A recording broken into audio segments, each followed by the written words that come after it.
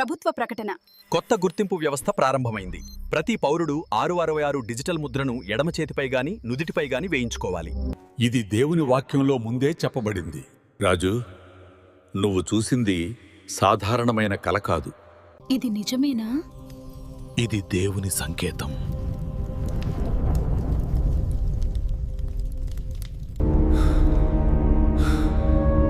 బిడ్డా, అందరూ తీసుకుంటున్నారు, మనం కూడా తీసుకుందాం. లేకపోతే మనం ఎలా బతుకుతాం? అమ్మా, మనం ఆకలితో ఉన్నా సరే మన ఆత్మను అమ్ముకోకూడదు. ఏదో ఒకటి కోల్పోవచ్చు, కానీ మనం దేవుణ్ణి కోల్పోకూడదు. ముద్ర లేకుండా కొనుగోలు, అమ్మకం, జీవనం అసాధ్యం. ఇది మీ చివరి అవకాశం.